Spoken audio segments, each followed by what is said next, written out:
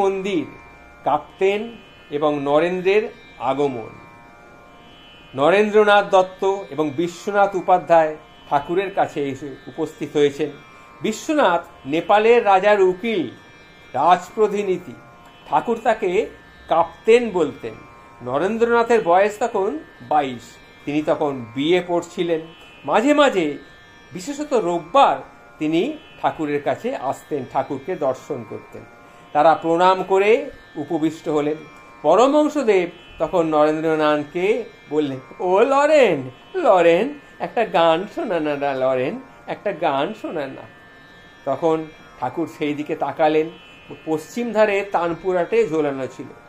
এক দৃষ্টে গায়কের দিকে তিনি চেয়ে রইলেন। তখন নরেন্দ্রনাথ বললেন, এইভাবে কি গান হয় নাকি ঠাকুর? এভাবে গান হয়নি। দেখো না, ওই যে এখানে গান গাইতে গেলে তানপুরাটা ঠিক করবো, তানপুরাটা তার পার সব ছিঁড়ে গেছে, আমি আর একদিন এসে বরঞ্চ গান করব।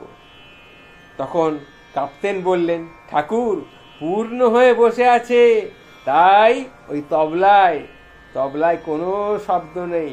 আসলে পূর্ণ কম্ভ, পূর্ণ কুম্ভ।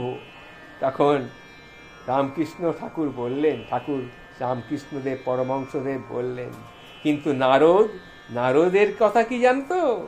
তারা পরের দুঃখের কথা বলেছিলেন। হ্যাঁ, নারদ, সুখদেব এরা সমাধির পরে নেমে এসেছিলেন। কি জন্যে? না দয়ার জন্য, পরের হিতের জন্যে তারা কথা বলেছিলেন। সেই সময় নরেন্দ্রনাথ গান শুরু করেছিলেন।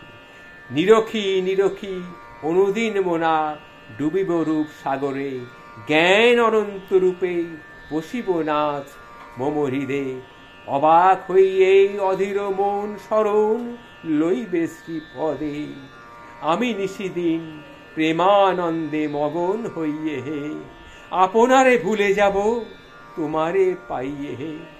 এইরূপে ঠাকুরের সামনে নরেন্দ্রনাথ গান গাইছিলেন। গান শুনতে শুনতে ঠাকুর সমাধি মগ্ন হয়ে পড়েছিলেন। সমাধি ভঙ্গ হবার পর ঠাকুর নরেন্দ্রনাথের দিকে এক দৃষ্টে চেয়েছিলেন। তখন নরেন্দ্রনাথকে ঠাকুর বললেন, ওরে আগুন লেগে গেছে গো, আগুন লেগে গেছে, আমার লরেন আগুন জ্বেলেছে, এ এখন থাকলে হয়। দেখেছো কাপ্তেন, চিদানন্দ আরোপ করো, তোমাদেরও আনন্দ হবে। চিদানন্দ আছেই, কেবল আবরণ আর বিক্ষেপ। বিষয়াসক্তি যত কমবে, ঈশ্বরের প্রতি মতি তত বাড়বে। তখন কাপ্তেন বললেন, কলকাতার দিকে যদি আসেন, একদিন আসবেন আমার ওখানে। কাশীপুর থেকে বেশি তফাৎ নাই, আবার কাশী যেদিন যাবেন সেদিনও আসবেন।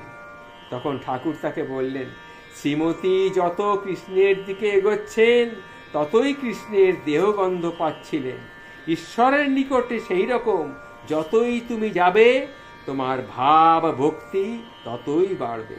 সাগরের নিকট নদী যতই যায়, ততই জোয়ার আর ভাটা দেখতে পাওয়া যায়।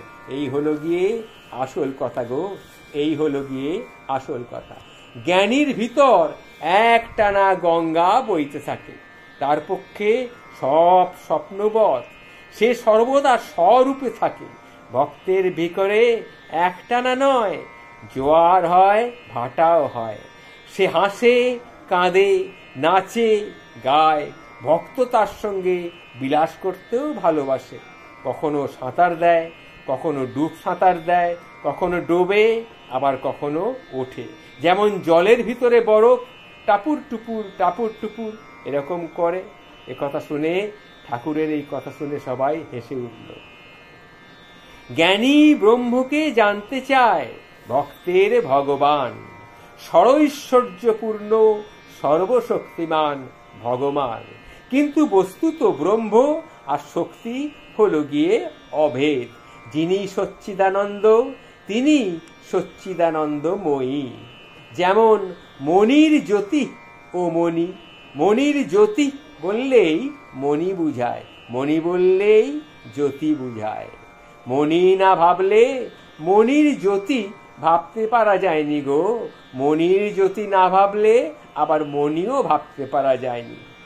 এক সচ্চিদানন্দ শক্তি ভেদে উপাধি ভেদে নানা রূপ, সে তো তুমিই গো তারা, তুমিই গো তারা। সেই সৃষ্টি, সেই কার্য, সেই স্থিতি, সেই প্রলয়, এইখানেই শক্তি। কিন্তু স্থির জলেও থাকলেও জল, তরঙ্গ, ঘুরঘুরি এসব কিন্তু জলের মধ্যে থাকে। সেই সচ্চিদানন্দই হলো গিয়ে আদ্যা শক্তি, যিনি সৃষ্টি স্থিতি প্রলয় করেন। যেমন ক্যাপ্টেন যখন কাজ করেন না তখনও তিনি ক্যাপ্টেন, আবার ক্যাপ্টেন যখন পুজো করেন তখনও তিনি ক্যাপ্টেন। তিনি কখনো ক্যাপ্টেন লাট সাহেবের কাছে যাচ্ছেন, কখনো তিনি আবার পুজোও করছেন। তিনি কেবল উপাধি বিশেষ, অর্থাৎ ক্যাপ্টেন হলো গিয়ে তার উপাধি। আসলে প্রকারভেদে ক্যাপ্টেন যখন লাট সাহেবের কাছে যেতে পারো টাকার জন্য যাও, আবার কেশব সেনের কাছে যাচ্ছ ঈশ্বর চিন্তা করতে, ঈশ্বর চিন্তা করে হরিনাম করো। তবে না, তুমি বলো ঈশ্বর মায়া জীব জগৎ, অর্থাৎ তিনি ঈশ্বর, তিনি এই জীব জগৎ হয়েছেন গো, তিনি জীব জগৎ হয়েছেন। সুতরাং সবাইকে তার যার যা কর্ম তাই তাই করতে হবে, কিন্তু সবার মধ্যে স্মরণে রেখো ঈশ্বর মায়া জীব জগৎ, মায়ায় আবদ্ধ সব জীব। ঈশ্বর যিনি, তিনি এই জীব জগৎ হয়েছেন গো, তিনি এই জীব জগৎ হয়েছেন। জয় মা, জয় মা, সবাইকে ভালো রাখিস মা, সবাইকে ভালো রাখিস। এ কথা বলতে বলতে ঠাকুর আবার সমাধিস্থ হয়ে পড়লেন। ঠাকুর শ্রী শ্রী রামকৃষ্ণ পরমহংসদেবের কথা অমৃত সমান। আমি বলে ধন্য, আপনারা শুনে ধন্য। আপনাদের মস্তকে ঠাকুরের অবিরাম কৃপা অবিরাম ধারায় ঝরে পড়ুক, এই কামনা করে আমি আমার আজকের বলা শেষ করলাম। প্রণাম। জয় শ্রী রামকৃষ্ণ, জয় শ্রী রামকৃষ্ণ, জয় শ্রী রামকৃষ্ণ পরমহংসদেব, জয় শ্রী রামকৃষ্ণ।